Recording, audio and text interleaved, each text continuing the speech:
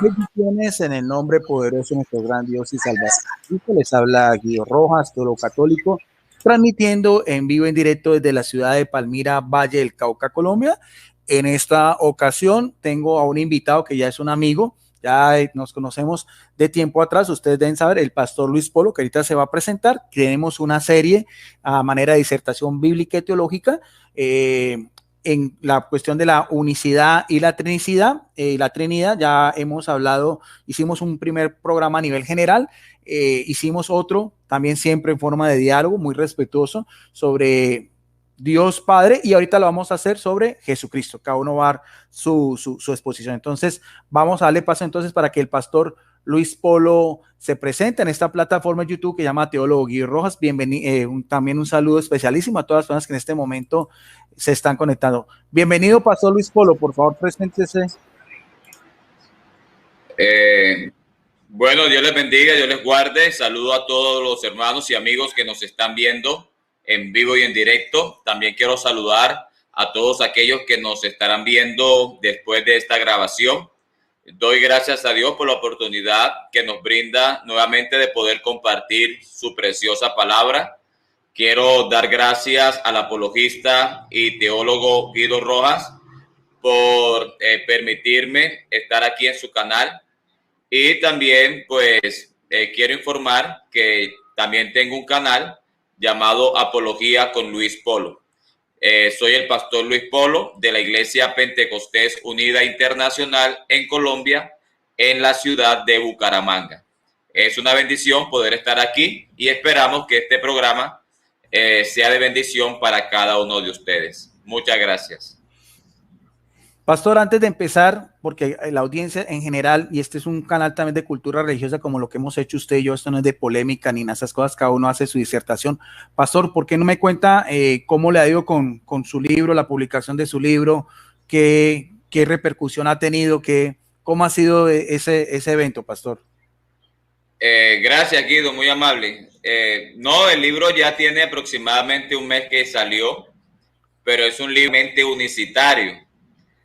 Entonces, sí, como aclarando eso, ¿no? Es un libro que yo escribí y explico qué es la doctrina de la unicidad, cómo la entendemos, cómo la explicamos, cómo desarrollamos ciertos versículos.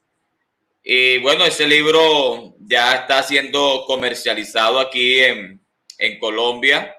También se comenzó a comercializar en los Estados Unidos.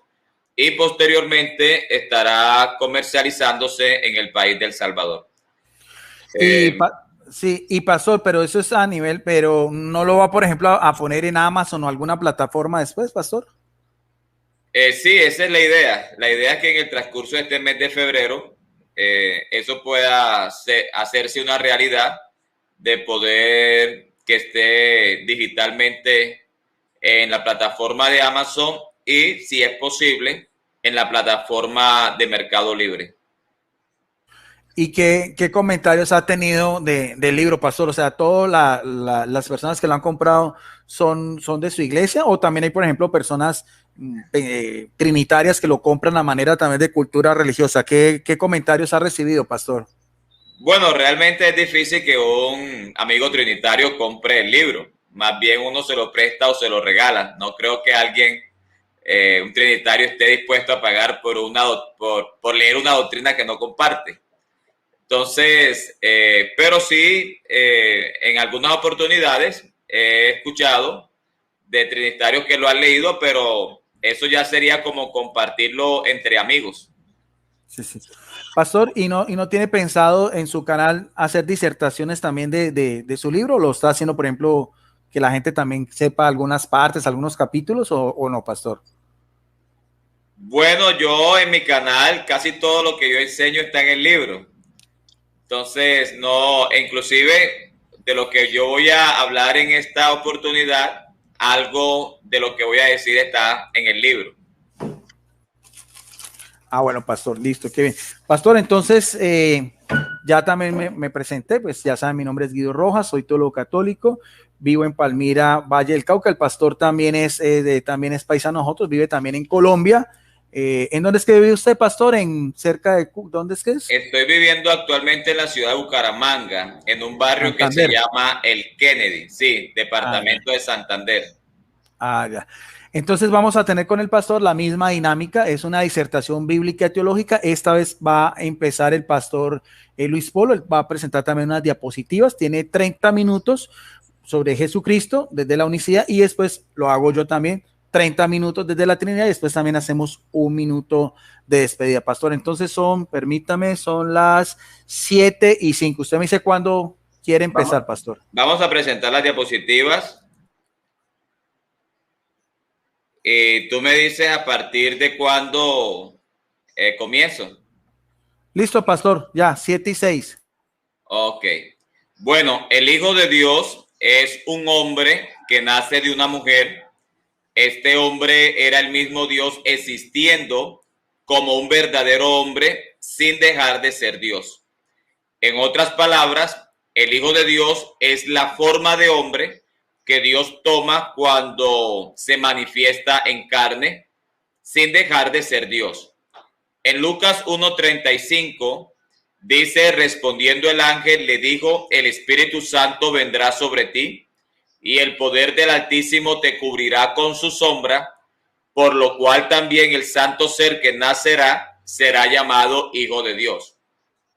Ahora, ¿qué es lo que fue llamado Hijo de Dios según Lucas 1:35? Fue llamado Hijo de Dios lo que nació de María. Por lo tanto, el Hijo es la criatura que nació de María, sin perder de vista que esta criatura como hombre, nacido de mujer, es el mismo Dios. Es el mismo creador en forma de hombre, sin haber dejado de ser Dios y creador. Encontramos que el Hijo, como un verdadero hombre, fue engendrado por el Padre en el vientre de María. El Hijo, como un verdadero hombre, es el resultado de la decisión del Padre. El Padre decidió engendrar a su Hijo como un hombre en el vientre de María. Y esto sucedió cuando el Padre se hace hombre sin dejar de ser Dios. Dios existe por sí mismo, pero el Hijo, como un verdadero hombre, existe por el Padre. Y el Hijo, como un verdadero hombre, fue engendrado por el Padre cuando el Padre se hace hombre en María sin haber dejado de ser Dios. Por lo tanto, Jesucristo es Dios y al mismo tiempo Jesucristo es hombre. Jesucristo tiene dos operaciones por causa de sus dos formas distintas de existencias o por causa de las dos naturalezas que residen en él.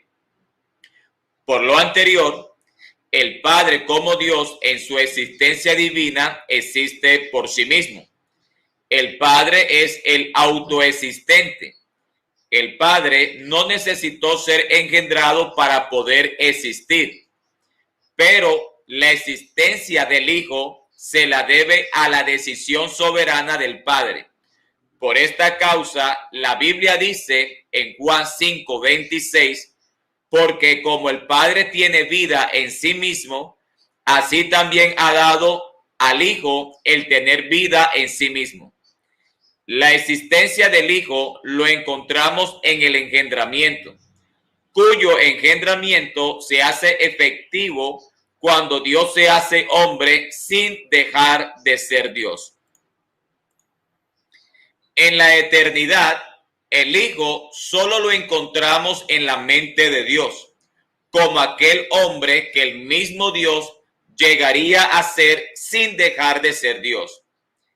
En Primera de Pedro, capítulo 1, verso 18 al 20, dice, sabiendo que fuiste rescatados de vuestra vana manera de vivir, la cual recibiste de vuestros padres, no con cosas corruptibles como oro o plata, sino con la sangre preciosa de Jesucristo, como de un cordero sin mancha y sin contaminación, ya destinado desde antes de la fundación del mundo, pero manifestado en los postreros tiempos por amor de vosotros. Aquí vemos que Pedro, hablando de Cristo, dice que fuimos rescatados por Cristo, quien existía como un cordero antes de la fundación del mundo. Cuando se habla de Cristo como cordero, se habla de Cristo como un verdadero hombre. Y aquí vemos que Cristo como cordero existía antes de la fundación del mundo.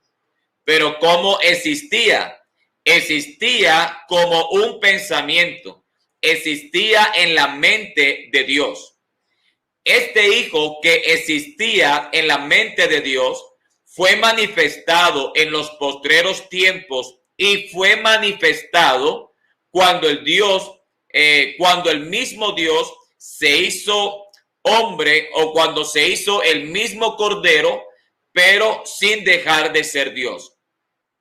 Esta es la razón por la cual en Hebreos capítulo 1, verso 2 dice: en estos postreros días nos ha hablado por el Hijo. ¿Por qué Dios habló por el Hijo solo en los postreros días? Porque el Hijo, que estaba en la mente de Dios en la eternidad, según Primera de Pedro capítulo 1, verso 20, solo fue manifestado en los postreros días, cuando el mismo Dios se hizo ese hombre que existía primeramente en su mente. De tal manera encontramos en Jesucristo tanto a Dios como al hombre, o tanto al Padre como al Hijo. En Hebreos capítulo 1, verso 2, cuando dice: en estos postreros días nos ha hablado por el Hijo, a quien constituyó heredero de todo, y por quien asimismo hizo el universo, este Hijo fue constituido por el Padre como heredero. De tal manera, el Hijo, según Hebreo 1:2, es el hombre nacido de mujer, quien fue constituido heredero de todo lo que el Padre ha creado, mostrando con esto que en este sentido el Hijo no es co-creador con el Padre, sino heredero de la creación, como también lo podemos ver en Hebreos capítulo 2, verso 7, cuando dice sobre el Hijo: le hiciste un poco menor que los ángeles, le coronaste de gloria y de honra, y le pusiste sobre las obras de tus manos. Según Hebreo 1:2 y Hebreo 2:7, Dios el Padre fue el creador de todo, y el Hijo recibe la creación del Padre. De esta manera, el Hijo es constituido heredero de la creación, y por quien asimismo el Padre hizo el universo.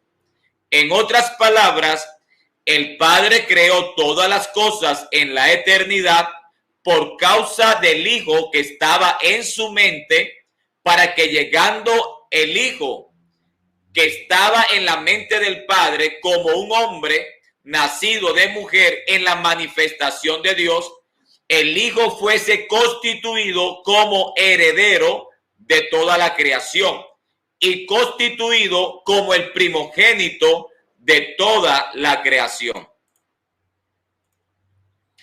El Cordero que estaba en la eternidad, según Primera de Pedro capítulo 1, verso 20, lo vemos inmolado antes de la creación, según Apocalipsis capítulo 13, verso 8.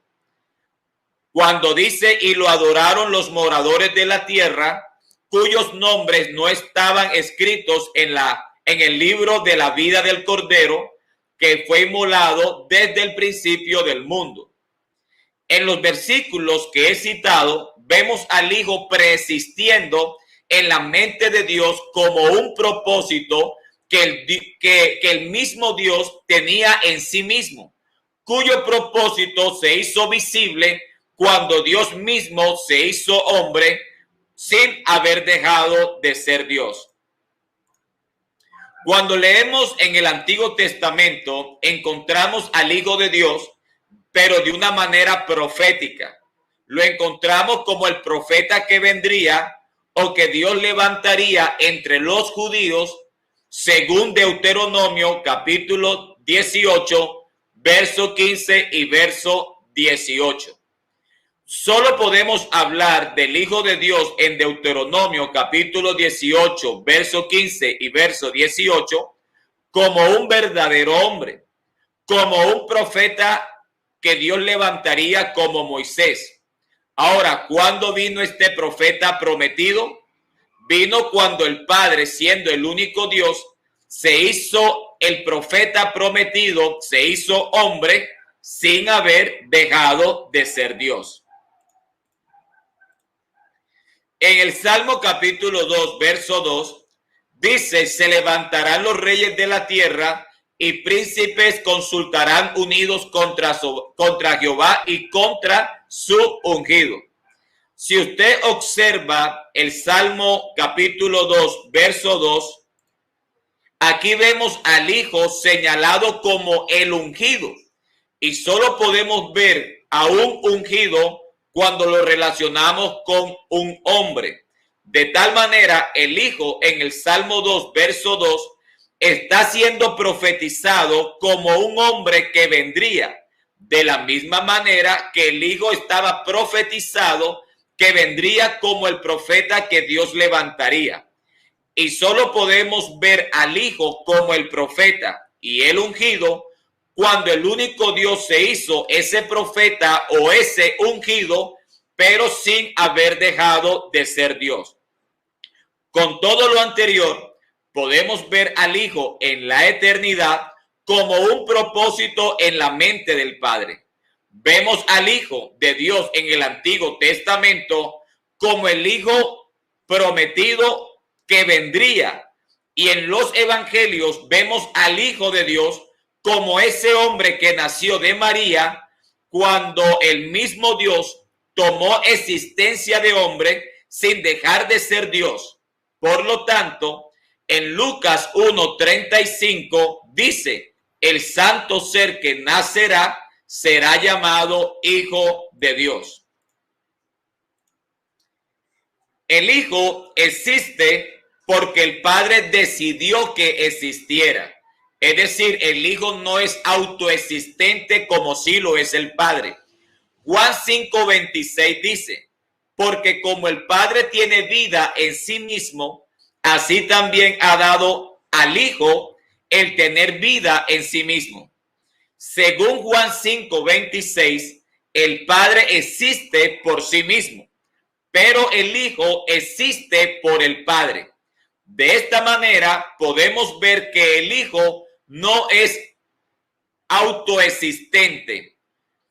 Los amigos trinitarios creen que el Hijo fue engendrado en la eternidad por el Padre como otra persona distinta, como se evidencia en los concilios. Pero esto muestra que la existencia del Hijo es por causa de la decisión del Padre.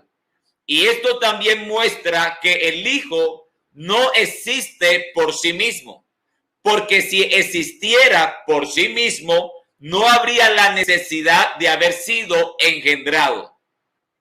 El Padre es el Dios inengendrado, pero el Hijo es el hombre engendrado. Si no hay engendramiento, entonces no hay hijo.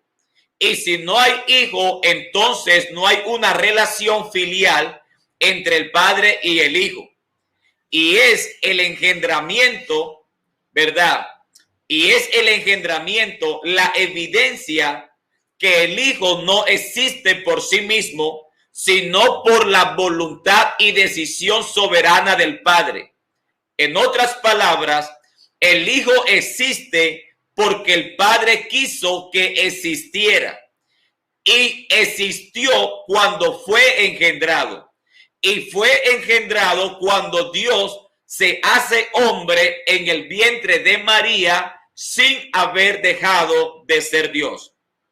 De tal manera encontramos en Jesús a una persona existiendo con dos naturalezas, una persona existiendo con dos formas distintas. La diferencia entre la Trinidad y la unicidad es que la Trinidad cree que el Hijo fue engendrado por el Padre en la eternidad como una persona divina, pero distinta al Padre, mostrando la doctrina, a mi manera de ver, la doctrina incomprensible de la generación eterna del Hijo. Pero la unicidad cree que el Hijo solo existió en la eternidad, en la mente de Dios, como el Cordero, como el profeta, como el hombre que vendría al mundo, cuyo mundo no había sido aún creado. La Trinidad no solo cree que el Hijo fue engendrado por el Padre en la eternidad como una persona divina, sino que el Hijo fue engendrado nuevamente en el tiempo como un hombre en el vientre de María. Pero la unicidad entiende que el Hijo llegó a existir en la eternidad, en la mente de Dios, como un verdadero y perfecto hombre, cuyo hombre vino a este mundo en el tiempo cuando el mismo Dios se hizo ese hombre que existía en su mente sin que Dios dejara de ser Dios. Por lo tanto, el Hijo es el hombre o el niño que nació de María, pero ese niño es Emmanuel. Ese niño o ese hijo es Dios con nosotros como un verdadero hombre. Cuando el Hijo fue engendrado en María, vemos que la única persona que descendió sobre María fue el Espíritu Santo. La única persona divina que desciende sobre María fue el Espíritu Santo. No vemos en la Biblia que un Dios Hijo desciende sobre María. Bíblicamente, la única persona divina que descendió del cielo sobre María fue el Espíritu Santo. Y esto se debe a que el Espíritu Santo es la única persona divina porque es al mismo tiempo la persona del Padre, siendo el Padre Espíritu según Juan 4:24 y siendo también santo. Y la Biblia dice que solo hay un espíritu según Efesios 4:4.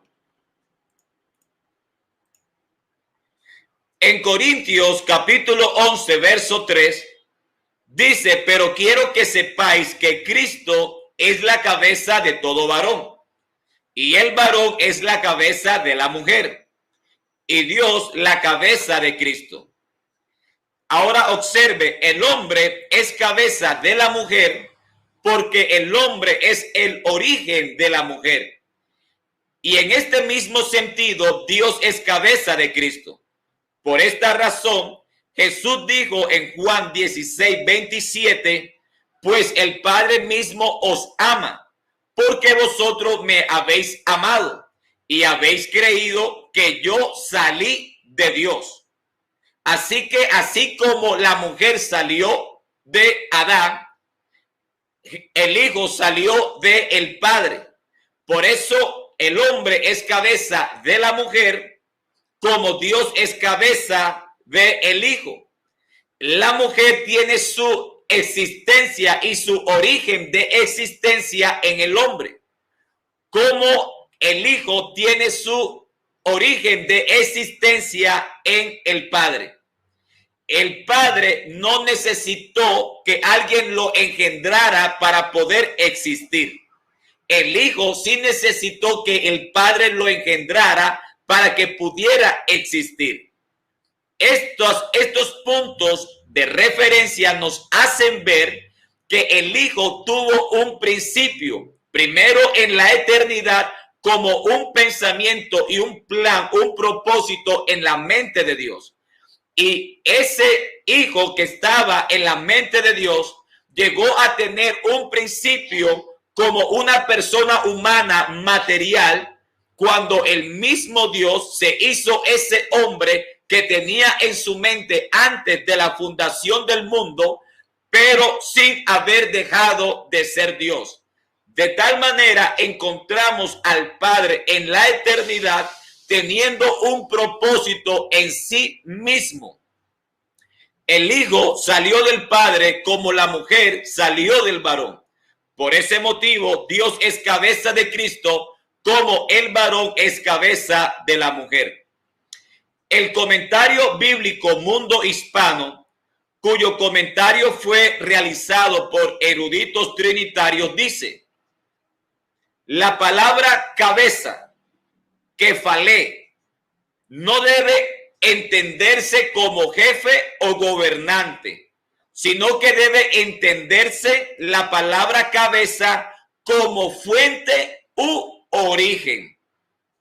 Los anteriores comentaristas trinitarios están enseñando que Cristo tiene su origen en el Padre, no en sí mismo, sino en el Padre. Pero el Padre sí tiene su origen en sí mismo, como la mujer tiene su origen en el varón, ¿verdad? Aparte de lo anterior, el comentario bíblico Mundo Hispano dice que Dios es cabeza de Cristo porque es del Padre de quien el Hijo recibe su ser eterno. El comentario de la Biblia del diario Vivir fue realizado también por eruditos trinitarios y dice lo siguiente sobre Corintios 11:3. En la frase el varón es la cabeza de la mujer, cabeza no se usa para indicar control o supremacía, sino la fuente de, debido a que el hombre fue creado primero. La mujer deriva de su existencia del hombre, como el hombre de Cristo y como Cristo de Dios. Estos comentaristas trinitarios están diciéndonos que Cristo tiene su fuente de existencia en la persona del Padre, como la mujer tiene su fuente de origen en el varón. Por tanto, el varón es la cabeza de la mujer, como el Padre es la cabeza del Hijo. Así de sencillo. Y esto nos muestra una no coigualdad entre el Padre y el Hijo. Si usted observa en Colosenses capítulo 1, verso 15, el Hijo es la imagen del Dios invisible. El Hijo es el primogénito de toda la creación. ¿En qué sentido el Hijo es la imagen del Dios invisible según Colosenses 1:15? El Dios invisible, según Colosenses 1:15 y Timoteo 1:17, es el Padre. De tal manera, el Padre es el Dios invisible y el Hijo es la imagen del Dios invisible. La Biblia nunca dice que el Hijo es el Dios invisible. Por lo tanto, la invisibilidad, según la Biblia, solo se aplica a la persona divina del Padre.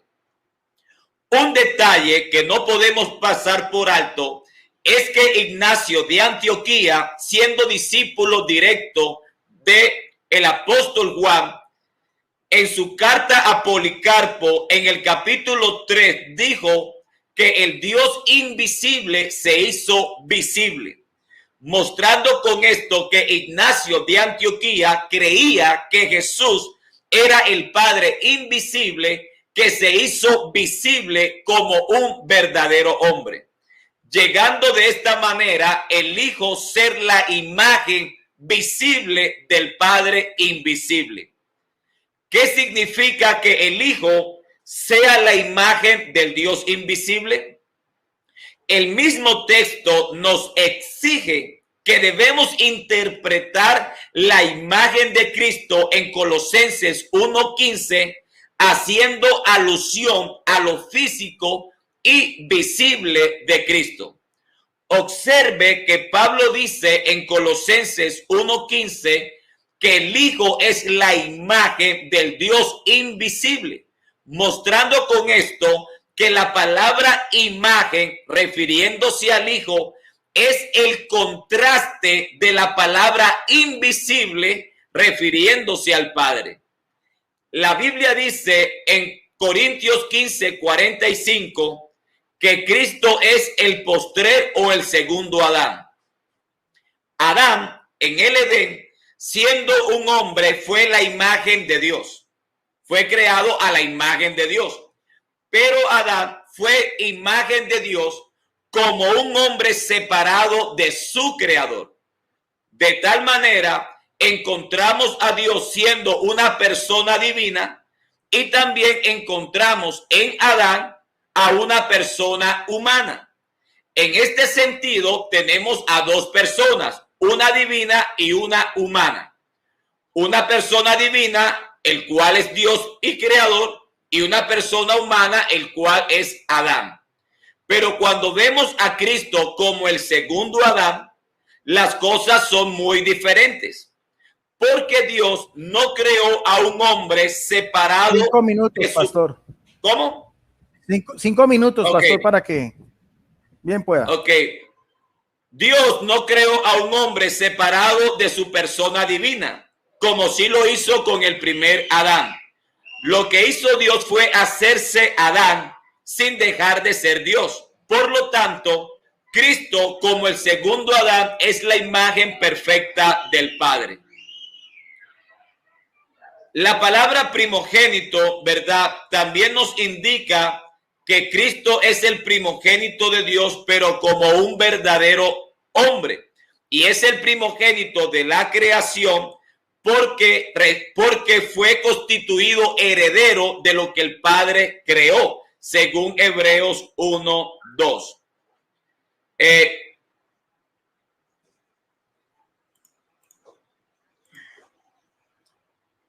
Ahora, considerar que el Hijo vino al mundo cuando salió del Padre, como se evidencia en Juan 6:46, Juan 16:27 y Juan 17:8, no solo es poder mostrar que el Hijo tiene el origen de su existencia en el ser del Padre.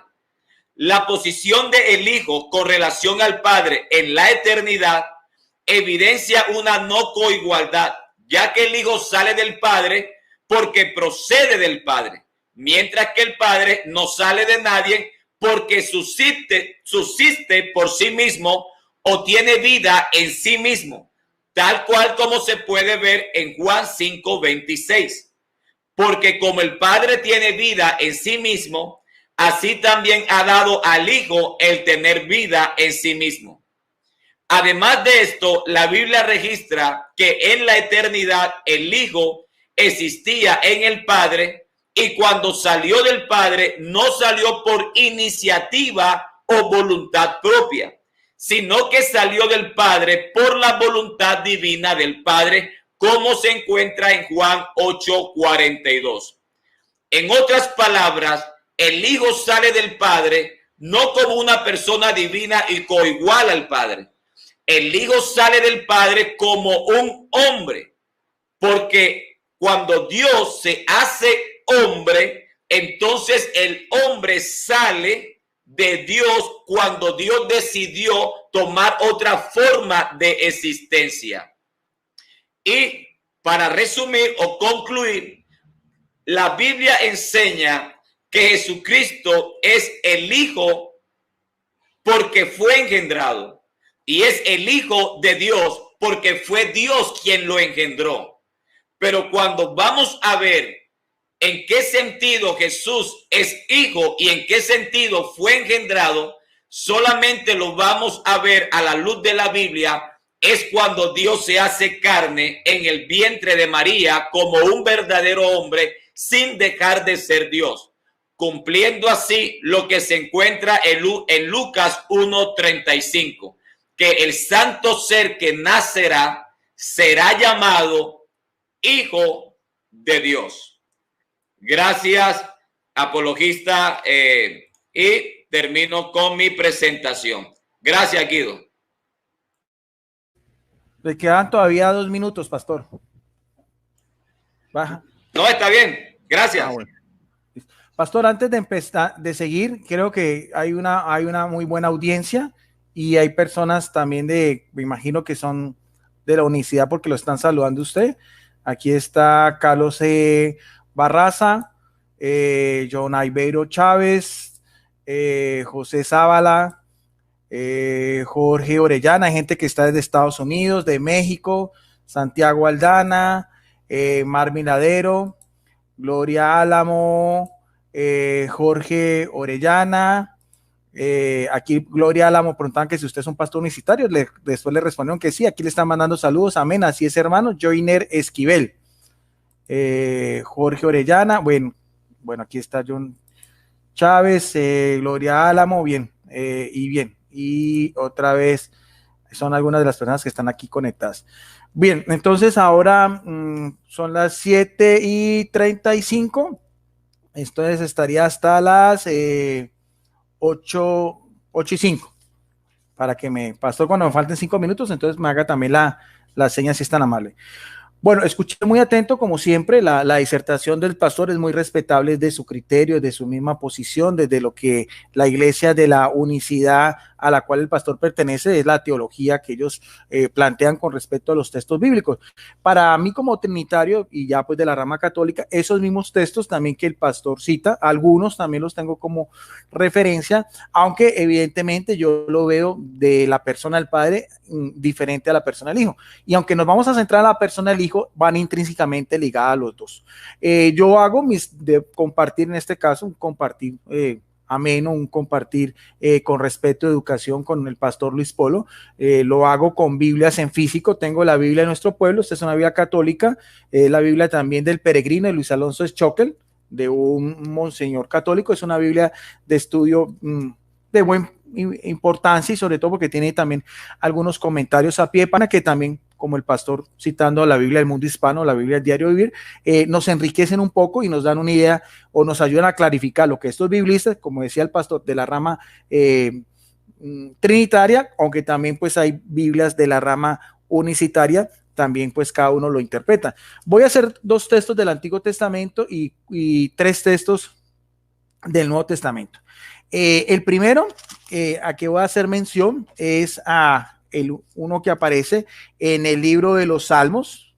Sabemos que los libros de los Salmos corresponden a los libros sapienciales. Es también muy conocido, el pastor también lo debe conocer, es el Salmo en el capítulo 2 y lo vamos a hacer del versículo 1 al versículo 8. Dice así la palabra de Dios, y lleva por título, aunque los títulos sí los colocan por los biblistas, dice el Señor y su Mesías. O sea, se está haciendo una distinción entre el Señor, en este caso Yahvé, el Adonai, el Sebaó, el Dios de los ejércitos, el Olán, el Eterno, todos esos títulos que aparecen del Antiguo Testamento. Dice, porque se amotinan las naciones y los pueblos planean un fracaso. Se levantarán los reyes del mundo y los príncipes conspirarán juntos. ¿Contra quiénes van a conspirar? Dice en el versículo 2, contra el Señor, que en hebreo sería Adonai, y contra su ungido. Aquí el término ungido sabemos que viene del griego Masías y en hebreo es Christus, que quiere decir el ungido, el consagrado, el que era un título honorífico que le daban el pueblo de Israel a los reyes, a los sacerdotes y a los profetas. Para la Iglesia Católica esos 3 títulos o esos 3 prerrogativos son para la persona pues de Jesucristo. Rompamos sus cónyuges, sacudamos sus yugos. El que habita en el cielo, siempre el cielo es la morada, el estrado de Dios, siempre el cielo para los judíos era la morada de lo alto, donde vivía Dios con los ángeles. En la tierra era donde vivían los seres humanos, y en el inframundo, en el ínferos, era donde estaba pues también como se dice, en el seno de Abraham, esas almas que están esperando al justo juez, en este caso Jesucristo, están en esa espera. Y también lo que se conoce como el Gehenna o el Tártaro, que sería nada más y nada menos que el demonio, que sería la morada para el diablo y los demonios. Eso es interesante porque hay también que analizar toda esa misma cultura judía para poder entender los textos. Dice, el que habita en el cielo sonríe, el Señor se burla de ellos. ¿De quiénes? De los reyes y los príncipes, en este caso naciones pues paganas contrarias a sus decretos, y con su cólera los espanta. Yo mismo he ungido a mi rey en Sión, mi monte santo. O sea, el mismo Dios va a ungir a este Mesías, prefigurado como nosotros creemos como Jesucristo, el Hijo de Dios, el unigénito, y que al mismo tiempo va a tener el título de rey de Sión en el monte santo. Y no es sino acordarnos como Jesucristo entra el domingo, que nos conocemos como el Domingo de Ramos, cuando la gente proclamaba Hosana, Hosana, bendito el que viene en el nombre del Señor, el Hijo de David. De hecho, inclusive ese título, Hijo de David, era también un modalismo, una frase que era común de los judíos, en el cual se le daba a la persona del Mesías esperado o anunciado. Y aquí estamos hablando de esto de una manera profética, casi 1000 años antes de que sucedieran estos acontecimientos. Monte Santo, Sión, todo eso tiene que ver con la misma Jerusalén, la ciudad de Dios, que también se conoce como la ciudad de Rey David. Voy a recitar el decreto del Señor. Él me ha dicho, esta frase también la encontramos en el libro de los Hebreos: tú eres mi hijo. Para nosotros sí, tú eres mi hijo, yo te he engendrado hoy, es en la eternidad, porque la eternidad no tiene ni tiempo, ni lugar, ni espacio, aunque evidentemente hay que mirar que la Biblia es escrita con palabras humanas, o sea, los hagiógrafos, los escritores utilizaron sus mismos intelecto, su misma idiosincrasia, su misma cultura, su mentalidad, lo que estaba a su alcance, pero que sabemos que tiene la cualidad de que es un libro que tiene también la inspiración del Espíritu Santo. O sea, esto es necesario saber también lo que son los géneros literarios, lo que es ya la parte de la morfología, la sintaxis, lo que es la parte pues gramatical, y lo que es lo más interesante y lo más importante, que lo que es la exégesis, que es en sí lo que el autor sagrado quiere dar a entender. Pídemelo y te daré las naciones en herencia, en propiedad, los confines del mundo. Los triturarás con cetro de hierro, los romperás como cacharros de loza. Hasta ahí lo podemos dejar. Ahora, quiero resaltar este salmo porque dice aquí en una explicación Luis Alonso Choca, dice: el ungido proclama personalmente el protocolo, el nombramiento como hijo, se le ha entregado el poder, las medidas represivas, afianza el poder de la autoridad. Si los rebeldes no se atienen al ultimátum, serán destruidos sin remedio. ¿Quién se refugia en Dios? Por el contrario, será dichoso. Este salmo es muy citado en el Nuevo Testamento y nos da las referencias como en Hechos 4:25 también y siguiente, en Hechos 13:3, en Hebreos 1:5 y en Hebreos 5:5. Después de toda rebeldía, aceptamos la invitación a adorar al Señor, temblando, redimile homenaje, pues el Mesías es el Señor. Ahora, quiero resaltar, porque eso es lo que llama también el paralelismo bíblico, o sea, la concordancia de textos bíblicos, que es también lo que está haciendo el pastor Luis Polo. Un texto bíblico también lo podemos llevar a otro texto, en este caso del Antiguo Testamento, donde sabemos que el Antiguo Testamento son los oráculos, las alianzas, las promesas, los profetas. En el Nuevo Testamento es el cumplimiento de todo eso. Por eso decía Agustín, obispo de Hipona, doctor de la iglesia, una de las mentes más brillantes del cristianismo, decía: en el Antiguo Testamento se esconde el Nuevo y en el Nuevo se hace realidad todo lo que se profetizó en el Antiguo. Hay más de 100 profecías bíblicas, de no solamente el libro de los Salmos, sino también de los profetas mayores y menores, que se cumple, de hecho, inclusive también en el Pentateuco, que se cumple a la cabalidad en la persona de Jesucristo. De estas citas bíblicas que se toman como referencia, voy a tomar la primera, de Hechos capítulo 4, versículo 25, para mirar a ver si está haciendo alusión a la persona de Jesús. Nos dice la palabra de Dios. Oración de la comunidad. Al verse libres, los apóstoles se reunieron con sus compañeros y le contaron lo que les había dicho el sumo sacerdote y los letrados, o sea, el gran Sanedrín, los mismos de Anás, Caifás y todos esos grandes dignatarios que fueron los mismos que condenaron a Jesucristo a morir y lo que los comulgaron. Al fin y al cabo, Jesucristo fue considerado como un blasfemo. Los que lo oyeron levantaron la voz unánime dirigiéndose a Dios: Señor, que hiciste el cielo y la tierra, el mar y cuanto contiene, que por boca de tu siervo David, otra vez, inspirado por el Espíritu Santo, dijiste. Vamos a ver qué es lo que es. ¿Por qué se agitan las naciones y los pueblos planean en vano? Se levantarán los reyes de la tierra y los gobernantes se aliarán contra el Señor y contra su ungido, que es lo que veíamos del Salmo capítulo 2, versículo 2 y siguiente.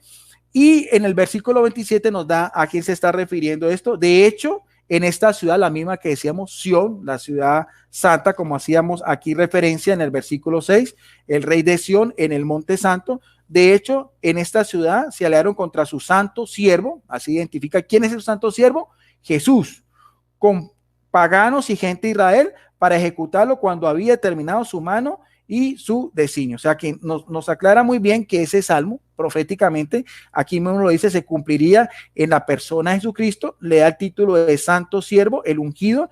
¿Por quiénes? ¿Quiénes fueron los que conspiraron? Aquí mismo dice Herodes y Poncio Pilatos con los paganos y la gente de Israel.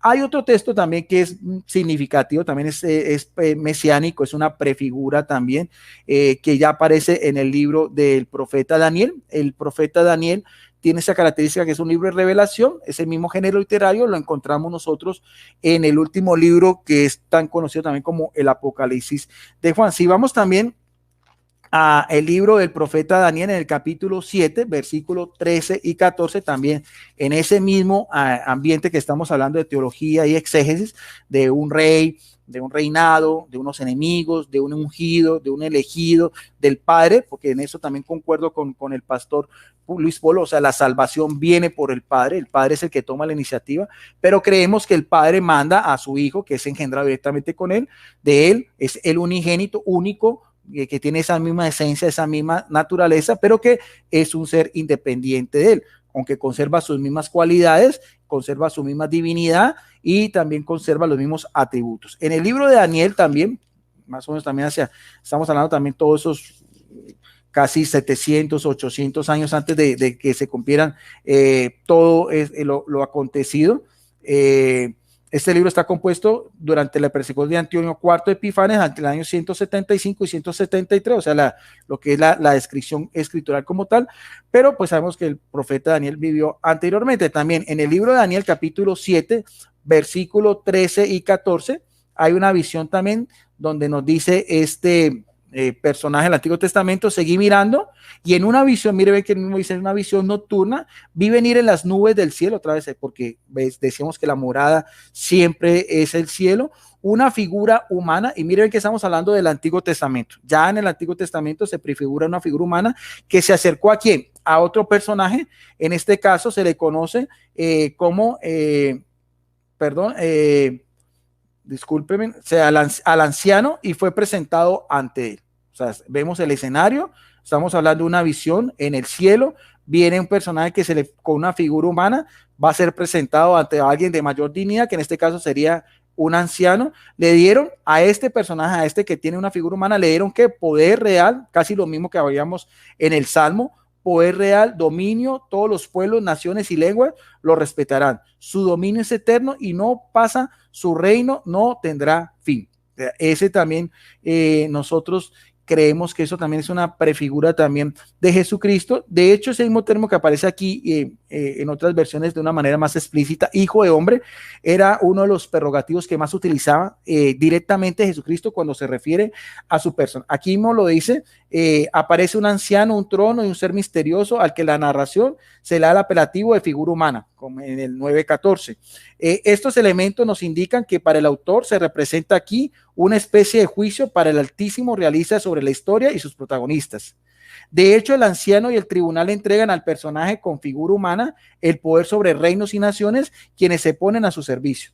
El Nuevo Testamento identifica a este personaje llamado figura humana o también, en otras versiones, hijo de hombre con Jesús, proclamado como el Mesías, lo mismo que veíamos en el Salmo 2. Y da como referencia también Marcos 13:26, Marcos 14:62, Mateo 25:31. Esto es muy interesante porque es un texto apocalíptico sobre el juicio final. En Lucas 17:22 y 30 y en Hechos 7:55 al 56. Otra vez voy a tomar solamente referencia Hechos 7:55 a 56, que también en esta visión que tuvo, en este caso estamos hablando de Esteban, lo vamos a hacer desde el 54, muerte de Esteban. Oyendo su discurso, se recomían por dentro y rechinaban los dientes contra él. Esteban, mire bien lo que dice, lleno del Espíritu Santo, fijando sus ojos en el cielo, otra vez lo mismo que vemos en este mismo escenario que nos decía aquí en Daniel 7, una visión nocturna en las nubes del cielo, morada de Dios, también como lo veíamos en el mismo Salmo, mirando su vista al cielo, vio la gloria, o sea, la Shekinah de Dios, como era conocido en el Antiguo Testamento, y en quien vio la gloria de Dios y a Jesús, o sea, ve la gloria del Padre y a Jesús a la derecha de Dios, y le dijo, estoy viendo el cielo abierto y aquel hombre, lo mismo que decíamos acá, la misma figura, como decía, figura humana o hijo de hombre, estoy viendo el cielo abierto y aquel hombre en pie a la derecha de Dios. Ellos dieron un grito toreo, se taparon los oídos, en tetoreo, perdón, se arrojaron contra él, lo echaron fuera de la ciudad y se pusieron a apedrearlo, el primer protomártir, ¿no? Los testigos habían dejado los mantos en los pies de un muchacho llamado Saulo, que después sería el apóstol Pablo. Mientras lo apedreaban, Esteban invocó: Señor Jesús, o sea, hace una oración directa a Jesucristo, porque la redención viene por Jesucristo, el que muere en la cruz es Jesucristo. Él mismo lo está identificando aquí como este personaje, esta figura humana que está a la diestra del Padre. Dice, y que tiene pues la característica que no fue una alucinación o fue simplemente un delirio o por fiebre, sino porque nos dice aquí la palabra de Dios que estaba lleno del Espíritu Santo, como aparece en el versículo 55. Dice: Señor Jesús, acoge mi espíritu, mi neuma, o sea, la parte espiritual que nosotros creemos que sobrevive después de la muerte, y arrodillando gritó con voz potente: Señor, no le tengas en cuenta este pecado. Y dicho esto, murió. En otras palabras, dice durmió, que es una forma poética de decir muerte. Bueno, esos textos me parece que son significativos para tenerlos aquí en cuenta en este compartir que estamos haciendo con el pastor. No es nada de un debate ni nada, mucho menos. Lo estamos haciendo solamente, cada uno expone lo que cree de acuerdo a su doctrina. Otro texto también significativo ya en el Nuevo Testamento está en el capítulo 1 del Evangelio de Juan, o sea, lo que es el prólogo del Evangelio de Juan. También es muy significativo para nosotros, donde encontramos desde el versículo 1 al 14, al principio, argese, o sea, el principio, sin tiempo, sin lugar ni espacio. Ese término argese quiere decir en posición, porque evidentemente volvemos a decir al principio, cuando la eternidad tiene un principio. ¿Cómo podemos nosotros contar la eternidad con un reloj con minutos y segundos, días, semanas o años? O sea, en el principio ya existía la palabra, o sea, palabra, verbo o logos, y la palabra se dirigía a Dios y la palabra era Dios, porque esa también es cualidad divina. Al principio se dirigía a Dios, todo existía por medio de él. Creemos que toda la creación por designio del Padre fue hecha por la palabra de su Hijo, y sin ella nada existía en cuanto existía. En ella había vida, y la vida era la luz de los hombres, y la luz brilló en las tinieblas, y las tinieblas no la comprendieron. Hubo un hombre enviado por Dios llamado Juan, que vino como testigo, otra vez el término mártir, para dar testimonio de la luz, de modo que todos los creyeron por medio de él. No era la luz, sino era el testigo de la luz, o sea, el último de los grandes profetas, la luz verdadera que ilumina a todos los hombres. Estaba viniendo al mundo, o sea, se estaba encarnando. El pastor también habló sobre la encarnación. En el mundo estaba, el mundo existía por ella, y el mundo no lo reconoció. O sea, los mismos judíos, como veíamos también en Hechos, que veíamos que el mismo Herodes, confabulado con Pilato, lo mataron. Vino a los suyos, a los judíos, y los suyos no lo acogieron. Pero a los que lo acogieron, ese pequeño remanente, a los que creen en ella, en la luz, les hizo capaz de ser hijos de Dios por adopción, aunque Jesucristo sí es por su naturaleza, por eso es el unigénito. Y quienes lo han nacido, y quienes no han nacido de sangre ni de deseo de carne, sino el deseo de varón, sino de Dios. O sea, no humanamente, sino de Dios. La palabra, logos, en griego, se hizo hombre y acampó entre nosotros, o sea, puso su morada, su habitación entre nosotros, y ya en su humanidad nosotros contemplamos su gloria. O sea, el Hijo tiene una gloria independiente a la del Padre, y gloria del Hijo único, unigénito del Padre, lleno de ¿qué? Lleno de lealtad y lleno de fidelidad. Aquí en mi libro tengo un libro que yo lo escribí, se llama también Verdad de la Fe Católica, al igual que es pastor, yo también tengo este libro, pues este sí también es de doctrina católica. Tengo también una explicación exegética de este texto. En el principio existía el verbo estaba con Dios y el verbo era Dios, que en griego es en arché, o logos, kai, hoy logos, en proston, teón, kai, hoy logos, en teos, que podemos también comparar en el mismo compendio juánico en 1 Juan capítulo 1, versículo 1-3. El prólogo del Evangelio de Juan, sobre todo el versículo 1 al 3 y el 14, establecen tres facetas principales del logos teus, o sea, el verbo ontológico encarnado y su actividad. ¿Cuáles son? Su divinidad e íntima relación con el Padre de toda la eternidad, su obra como agente de la creación del universo por medio del Padre, y su encarnación por medio de la Virgen María, que también lo podemos ver en Gálatas 4:4. Hay otro texto bíblico ya cuando Jesucristo empieza su ministerio público, que me parece también bien significativo. Está en el Evangelio de Lucas, en el capítulo 4, versículo del 16 en adelante. Dice, Jesús fue a Nazaret, sabemos que Nazaret, Galilea, donde se había creado, por eso le llaman el Nazareno o el Galileo, y según su costumbre, como todo judío, entró un sábado, el sábado, el día de descanso, en la sinagoga, lugares de reunión de los judíos, como hasta hoy día lo tienen, y se puso en pie para hacer la lectura. Le entregaron el rollo o el libro del profeta Isaías. El profeta Isaías sabemos que es uno de los profetas mayores donde más se hace alusión al mesianismo de Jesucristo, y abrió y dio con este texto que es Isaías 61 y siguiente, donde dice: el Espíritu del Señor está sobre mí, porque me ha ungido. Otra vez el término ungido, ¿para qué? Para dar la buena noticia, ese es el término evangelio, a los pobres. Me ha enviado a anunciar la libertad a los cautivos. Estas eran las misiones mesiánicas: la vista a los ciegos, para poner en libertad a los oprimidos, para proclamar el año de gracia del Señor, o sea, un jubileo. Lo cerró, se lo entregó al empleado, se sentó, toda la sinagoga tenía los ojos fijos en él. Él empezó diciendo: hoy en presencia vuestra se ha cumplido este pasaje de las Escrituras. O sea, algo que se había profetizado hace casi 800 años antes. Dice Jesucristo que tiene ese cumplimiento, todo ese oráculo, como decíamos, de Isaías 61:6, con esas misiones mesiánicas que le viene el Padre. ¿En quién? En la persona de Jesucristo, que en ese momento lo estaban viendo los judíos, que lo despreciaron porque dice el texto, dice: qué bueno puede salir de Galilea, este no es un Galileo, no es un hijo del carpintero. Entonces ellos, por eso ese mesianismo de Jesucristo estuvo oculto, también tenían como una ceguera espiritual, también por la misma acción que fraguó todo también el mismo demonio, para que muchos de los judíos, por esa misma oscuridad en que vivían, con esos alejados completamente de, aunque era el pueblo escogido por Dios, y sobre todo los de mayor rango, los saduceos, la clase sacerdotal, los que debieron ser los primeros en haber acogido todas estas señales mesiánicas y prodigios, fueron los que más lo rechazaron y los que hicieron todo lo posible para mandar a que Jesucristo muriera en la cruz, de acuerdo a las leyes romanas. Y ya para finalizar, tengo también un himno cristológico que me gusta mucho. Es un himno cristológico del apóstol Pablo. Aparece en el libro de los Filipenses. Vamos a mirar para ir finalizando en el capítulo 2, versículo del 5 al 11. Y esto es importante porque estos himnos eran como credos o confesiones de fe de los primeros cristianos. Estamos hablando de los cristianos en Filipo, en Asia Menor, hacia mediados de los años 60. Esto es lo que confesaban los primeros cristianos. Dice el apóstol Pablo, siendo él pues en su categoría el apóstol a los gentiles, el apóstol a las naciones, el apóstol que vino después de la resurrección, tener el mismo sentimiento del Mesías Jesús. Otra vez, ese mismo término Mesías que encontramos también, como veíamos, en el paralelismo bíblico de Salmo capítulo 2 y también en Daniel 7, 13, 14.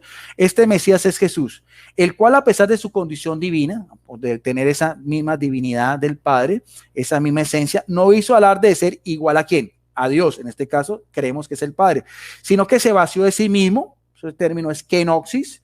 Tomó la condición de esclavo, siervo, esclavo, dulé, o sea, lo más bajo de lo que era la sociedad judía. Un siervo estaba enteramente en disposición del amo. Un siervo no tenía ningún derecho, hacía parte de los mismos muebles de lo que era su propietario. Los esclavos por lo general siempre permanecían como tal y no tenían derecho a más, sino a servir. O sea, su vida dependía directamente del amo. Solamente podían hacer lo que era la Shema, o sea, escuchar al amo y obedecerlo.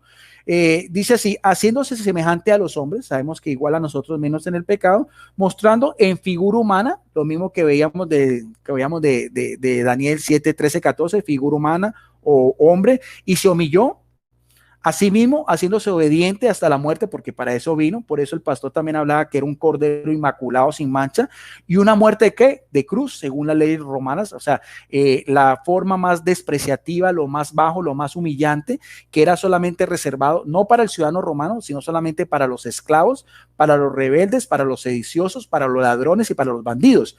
Acordémonos que en la pasión de Jesucristo él fue cambiado por uno que era un asesino, un ampón, como era Barrabás, y al lado de él habían también dos ladrones en la cruz. Ese es el mismo contexto histórico que nos está dando a entender el apóstol Pablo. Por eso Dios, por todo esto, por su humildad, por su sencillez, por su kenosis, por eso dice, por eso Dios, en este caso creemos que el Padre lo exaltó y le concedió el nombre superior a todo nombre, para que ante el nombre de Jesucristo, que quiere decir Yahvé salvación o Dios salva, toda rodilla se doble en señal de proscuneo, de adoración, de reverencia, de alabanza, de postración. ¿Y en qué? Aquí mismo lo decíamos, las tres estados o los tres mundos para el judío: en el cielo, donde está Dios y los ángeles, en la tierra donde están los hombres y también en el abismo, inclusive aún el mismo demonio, Satanás y sus ángeles caídos. Y toda lengua también confiese para la gloria de Dios. Volvemos otra vez al término gloria de Dios. El Padre tiene su gloria. Veíamos también que el Hijo también tiene su gloria. La gloria del Padre, que Jesucristo es Señor. O sea, la gloria del Padre es siempre en Jesucristo, el Señor, su Hijo, su unigénito, su primogénito, el Verbo, el Logos, el que se hace esclavo, el que se humilla, el Cordero inmolado por todos nosotros. Ya para finalizar también, en que me quedan 5 minutos, otra vez también de mi libro Verdades de la Fe Católica, también tengo unas consideraciones también de orden exegético y bíblico sobre ese texto que acabamos de ver. Cuando el mismo San Pablo en la epístola a los Filipenses capítulo 2 versículos 6 y 7 habla de Jesucristo, el cual aunque existía en forma de Dios, no consideró el ser igual a Dios por algo a qué aferrarse, sino que se despojó a sí mismo tomando forma de siervo, haciéndose semejante a los hombres. Podemos explicar dos cosas. La expresión en forma de Dios, que es en griego morpé teu, en la naturaleza divina real e inseparable, subsistente de la persona del Mesías. Él siempre tuvo la naturaleza misma de Yahvé su Padre, como vimos también en el prólogo de Juan 1.1, ya que explicaba como igual a Dios, isateo. La palabra griega isa es un adverbio y por lo tanto describe la forma de existencia en que se encuentra antes de adquirir su naturaleza humana, su encarnación. No es sino que usted vea Gálatas 4.4, donde dice que en el cumplimiento del tiempo, el kairos, Dios envía a su Hijo nacido de mujer y nacido y sometido bajo la ley de Moisés, por ese mismo ambiente de todo lo que era el judaísmo y todo lo que era las alianzas con Abraham y todo lo que era la ley mosaica. El término griego kenoxis, que al cual hice alusión, que viene de kenom, que traduce se despojó a sí mismo, se utiliza en el Nuevo Testamento en forma metafórica más bien que literal. Los exégetas han aclarado que él, o sea Jesucristo, retuvo su naturaleza y sus atributos de Dios en morfé, teo y parchón.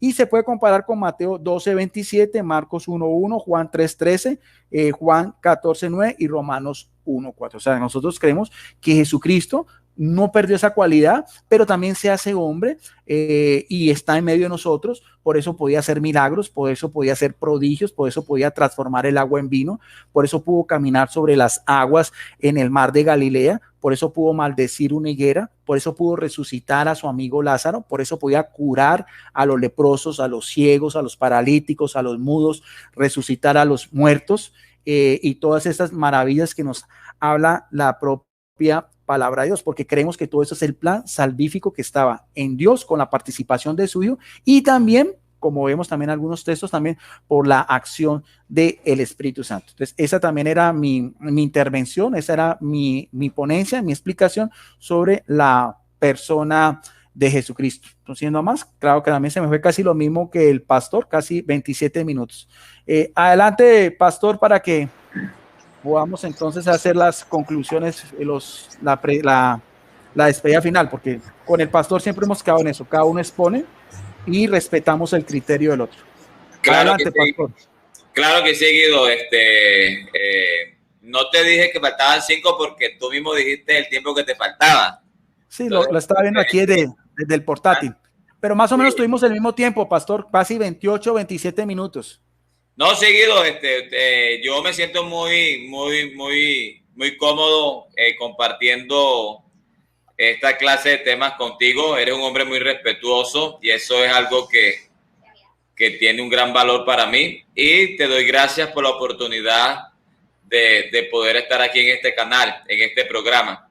No, igual yo, pastor, igual yo también. Para mí es un placer. De hecho, cuando empezó esta año, dije, pastor, acuérdese que tenemos ese mismo compromiso. Yo también, el pastor sabe que yo también le dije, pastor, no olvide, a pesar de sus múltiples, porque pues sabemos que el pastor se encarga directamente de su pastorado, tenía pues, no, pastor, lo pospusimos un tiempo, no, pastor, vamos a seguir, porque esto me parece de edificación, esa manera de cultura religiosa. Siga, pastor.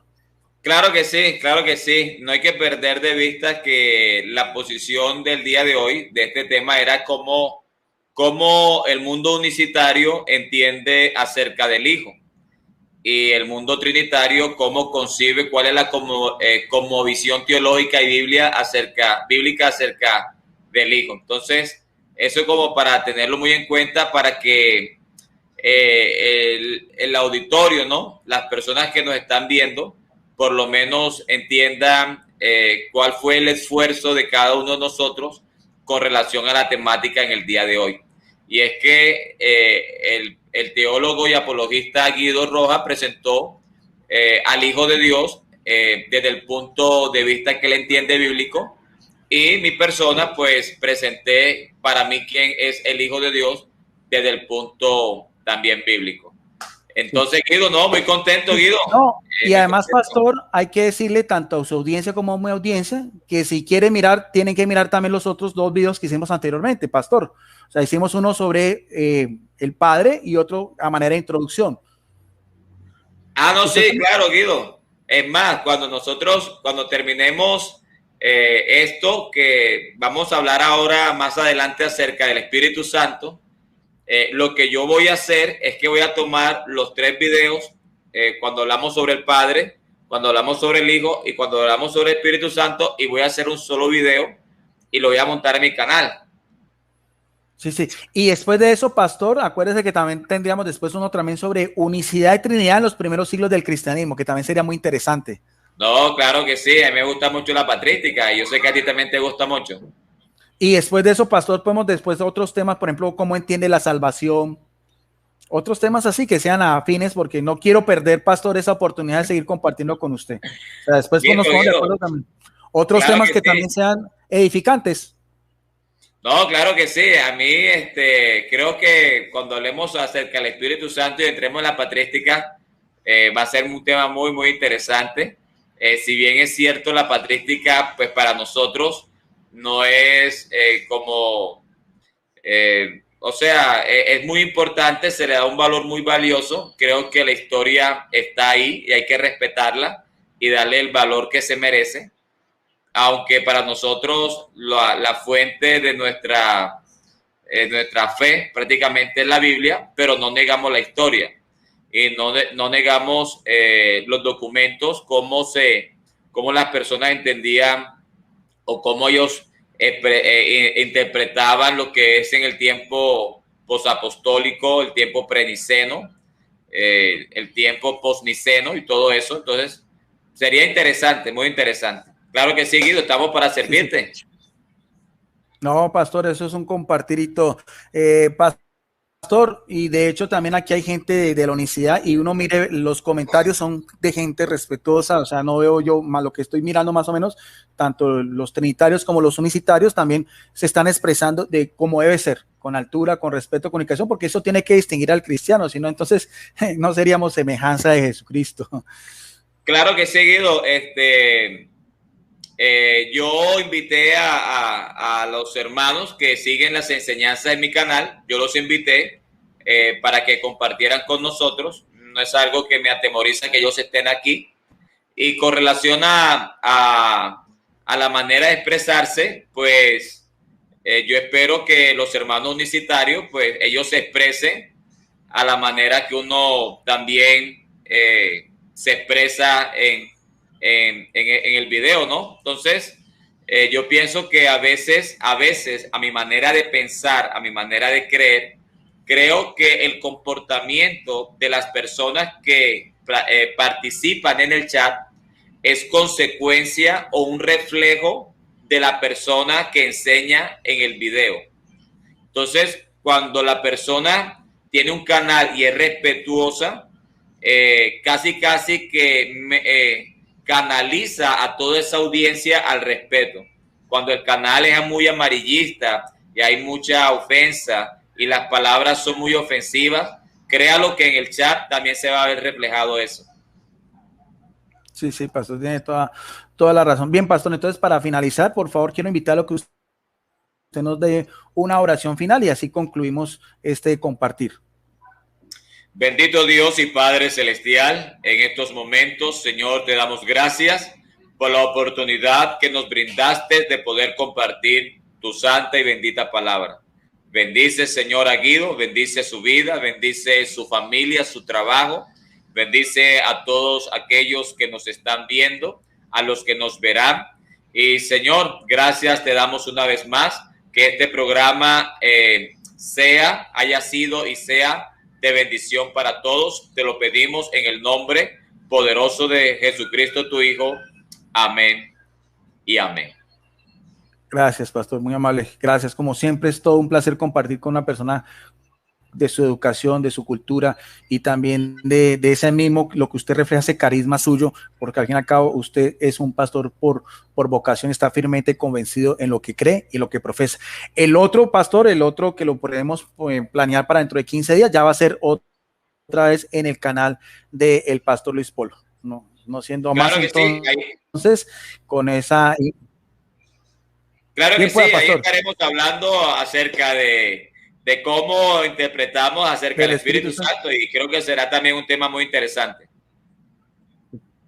El mismo formato que hemos tenido, 30 minutos, esta vez ya entonces empezaría yo y terminaría el pastor Luis Polo. Gracias, pastor, bendiciones para usted, para su iglesia, para las personas de la unicidad. Quedamos como siempre en la paz de nuestro Señor Jesucristo. Nos vemos entonces en otra oportunidad y también saludo especialísimo a todas las personas que en este momento están conectadas. Es un video público, no hay ningún problema por parte mía y creo que por parte del pastor lo pueden retransmitir en sus redes sociales porque también se trata, para eso lo hicimos. Gracias, bendiciones y nos vemos en otra oportunidad.